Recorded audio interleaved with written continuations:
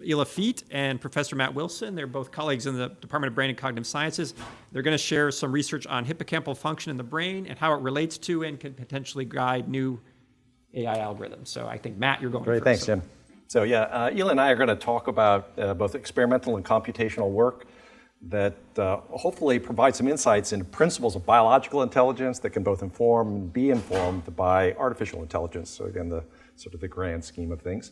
And the system that we're going to really focus on is shown here, the hippocampus. Now, the hippocampus, as Mirdad pointed out, one of the hallmarks of biological intelligence is the ability to rapidly learn from experience. And the hippocampus shown here, see if I get the pointer.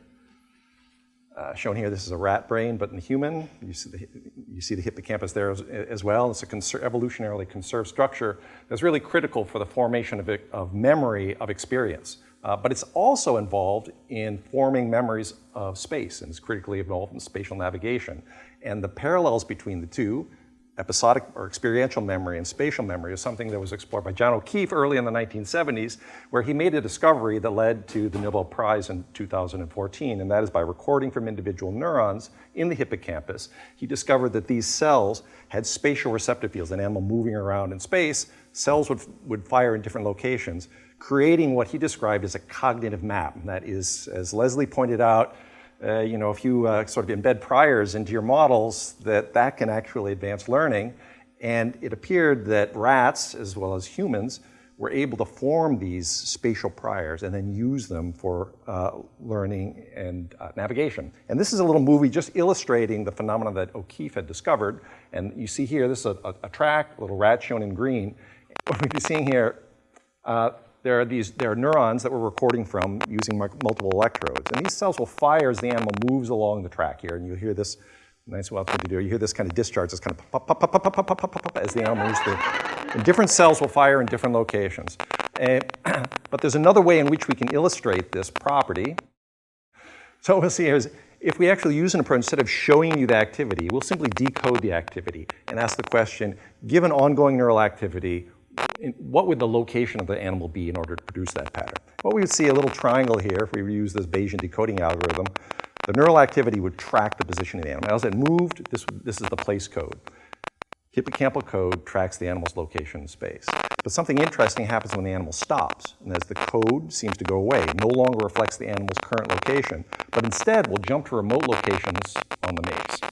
What you would see is the animal would stop here, and then suddenly the hippocampal code would rapidly, over the course of about a half a second, would follow a trajectory in space moving forward ahead of the animal. The animal would be thinking about where it would be going in the next several seconds. And that replayed memory would have a structure illustrated here, and that is you have a long sequence, about 5 meters in length, broken up into smaller segments.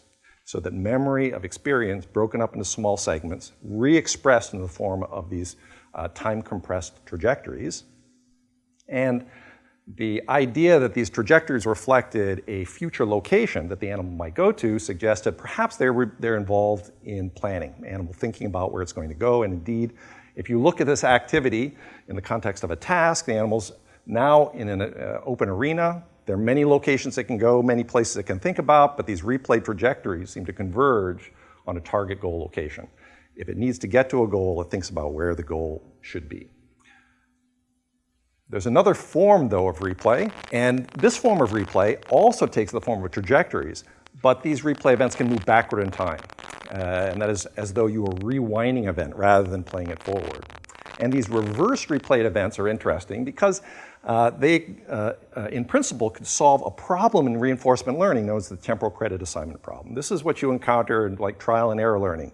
You're trying to do something, for instance, the animal wandering around in a maze, suddenly it encounters the exit. Now what it needs to learn is not simply where the exit located, but what were the sequence of actions that led up to that. And that is, you have to propagate value information backward in time, backward along the path.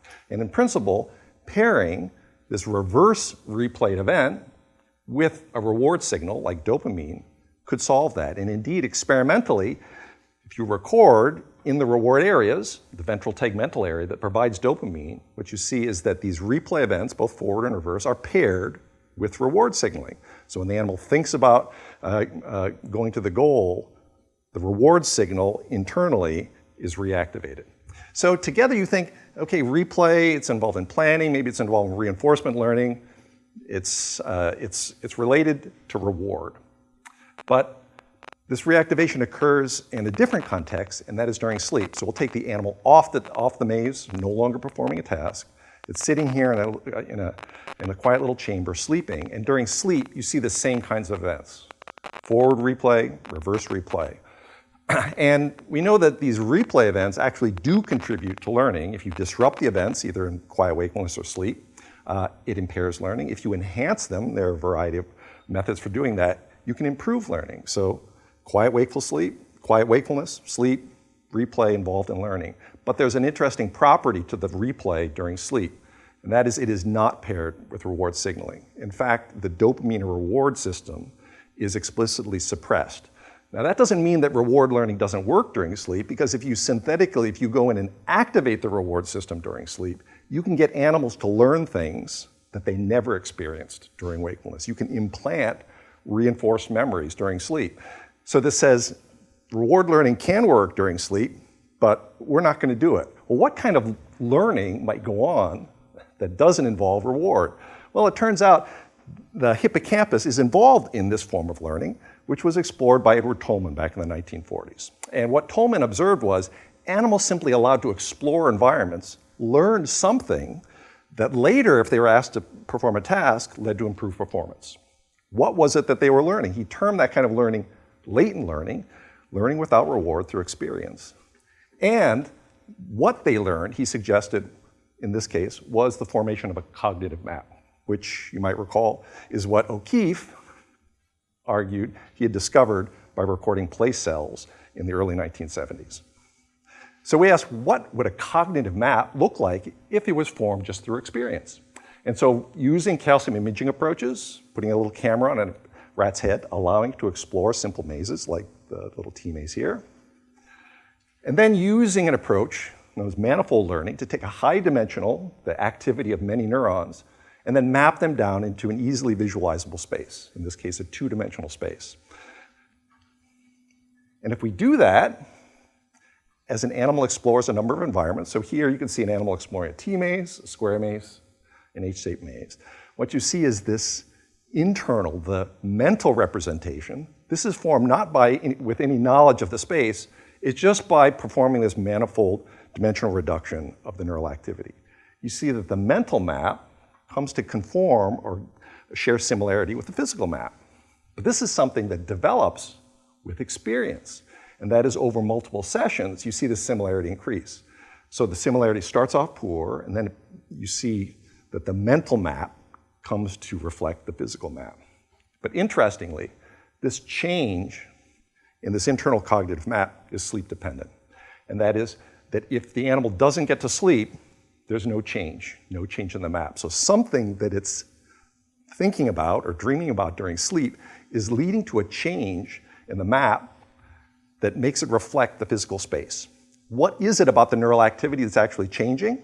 It turns out there are two types of cells that participate in this map formation. One, what we refer to as strongly spatial, shown here, these are the place cells. And over experience, they largely do not change. But there's another set of cells, the weakly spatial cells, and those do change. And what changes is the correlational structure. You can think of these cells, weakly spatial cells, as cells that reflect information about cues. They can reflect information about the movement through space or the topology. And so with experience, these cells come to conform or map onto the spatial manifold. And what the general model that we think explains this is that animals have this internal cognitive map, a spatial map, that reflects the locations in space, the topography of space. With experience, it incorporates information about, non-spatial information, about cues through exploration, incorporates it into the map, forming a topology that reflects ultimately what we refer to as the cognitive map, space plus experience.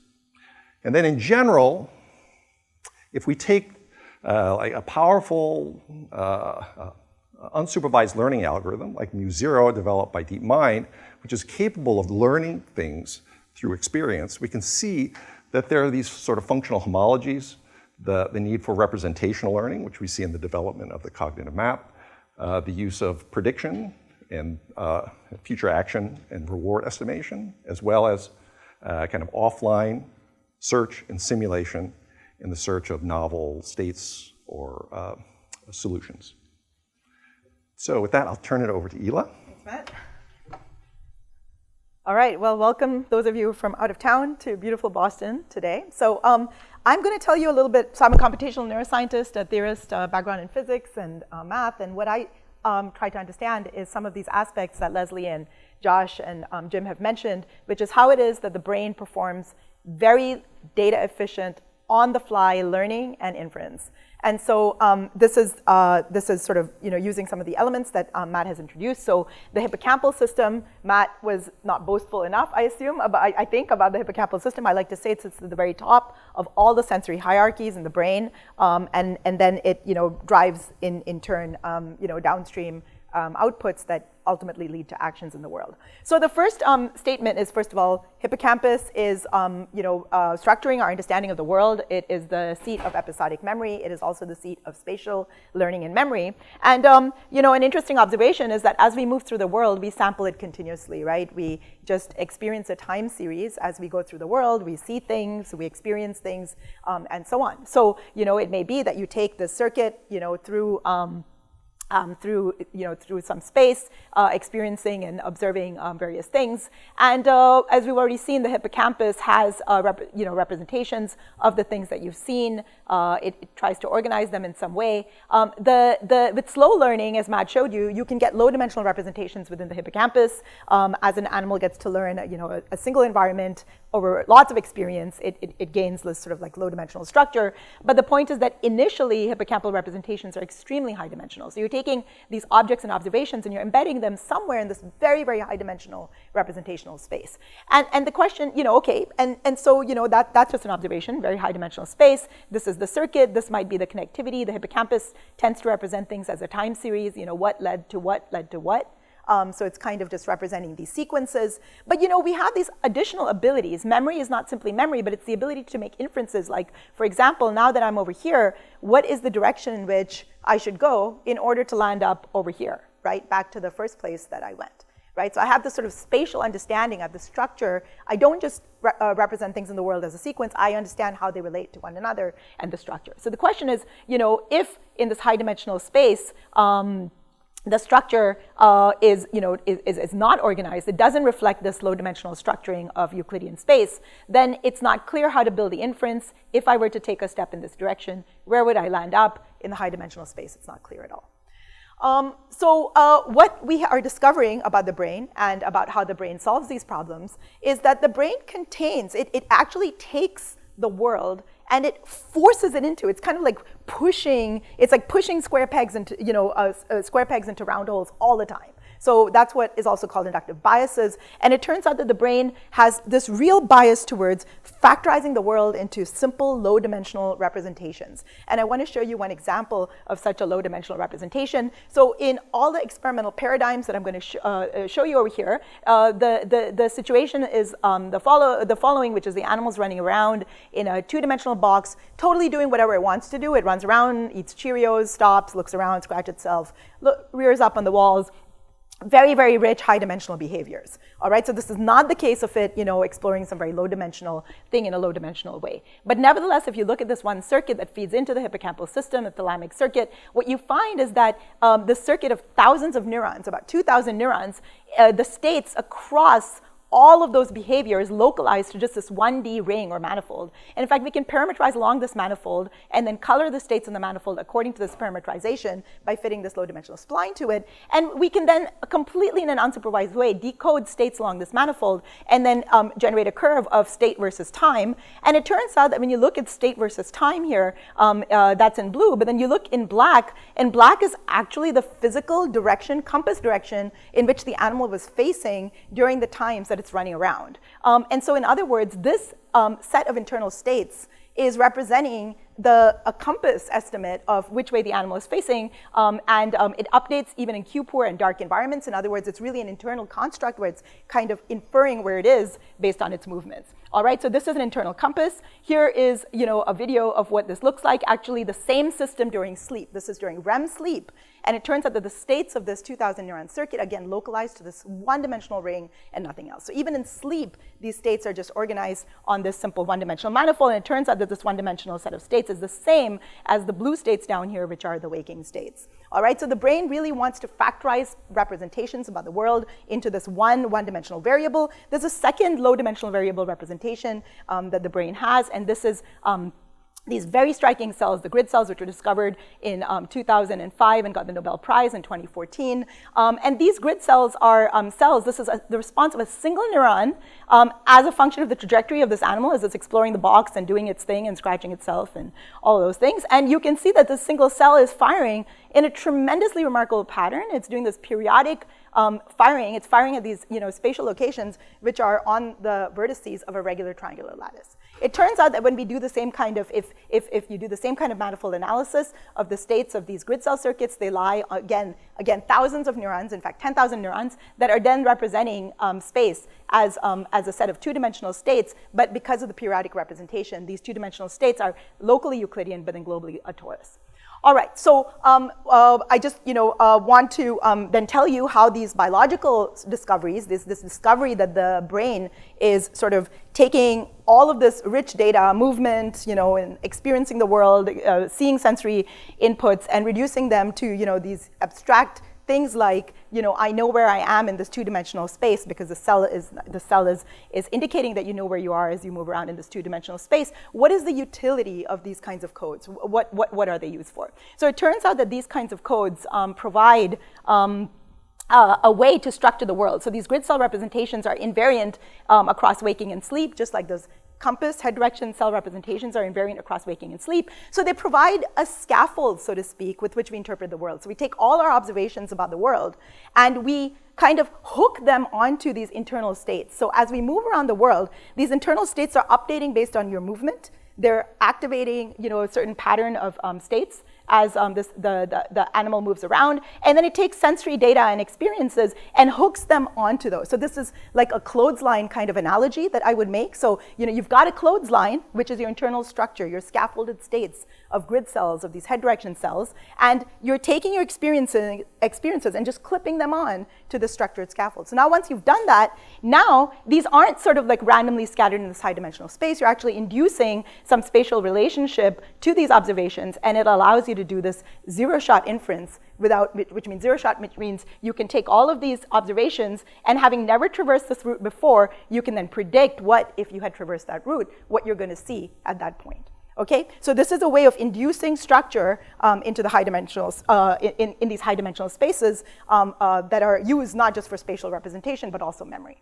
All right, so the other thing that this kind of abstract representation buys you is it's actually a very ingenious, it's a bottom-up revelation of a new type of coding scheme that has actually multiple periodic codes. These are grid cells of different scales at different parts in the brain, and together these grid cells of different scales combine to represent locations with a range that scales exponentially with the number of neurons. So rather than having linearly many states that you can represent as the number of neurons grows linearly, instead, this kind of coding scheme allows for exponential growth in your coding states as you increase number of neurons linearly, which is very important because our experiences in the world are rather large and vast, and so this is a way to organize very large spatial experience. The other interesting thing about having these kinds of very structured representations is the following. So suppose that I've got these internal states in the brain that are rigid, so this is the brain, here's the external world, and I've got some external variable in the world, and the way I represent these variables in the world mentally is by mapping those variables in the external world onto these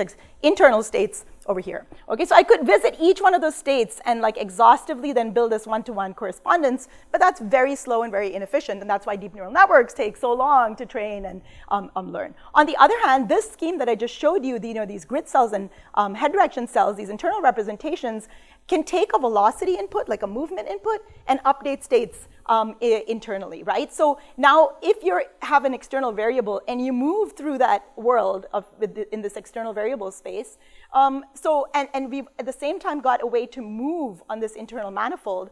And if you can now just anchor one state in the external variable with one state in the internal variable, and if you can build a correspondence between movements or velocities in the external world and velocities in this internal states, then once you've built this one anchor, you can again on the fly generate and predict what the code should be for all the remaining states. So this is a way to do very data efficient inference. And in fact, it turns out that the same neural circuits, this grid cell circuit, is used to represent conceptual variables that are not spatial. And I'm just finishing. So they're used to represent conceptual variables that are not spatial.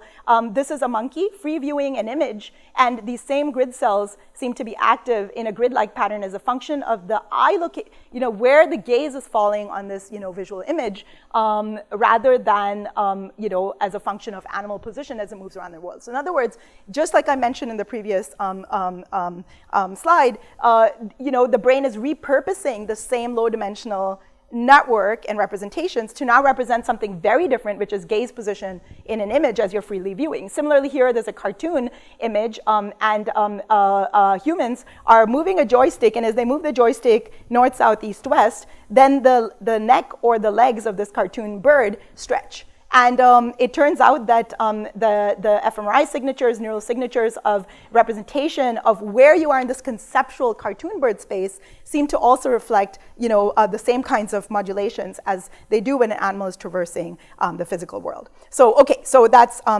basically what I wanted to tell you. And so I will just conclude by saying that it's possible to extend these metric structured representations to also represent non-Euclidean spaces by now constructing chunks that are Euclidean and then piecing them together in a more complex cognitive map. And so the idea is that the hippocampus takes these locally Euclidean representations and then stitches them together to in a topological way. So now you get these topometric maps and representations that represent information in rich ways. So just to summarize here, there are many low-dimensional representations in the brain. This is the brain constructing abstractions and concepts. These representations are an invariant scaffold that are repurposed again and again for memory and for inference. And these circuits generalize beyond coding, and these fragmentation processes allow for representing locally Euclidean but globally non-Euclidean objects as well. So thanks.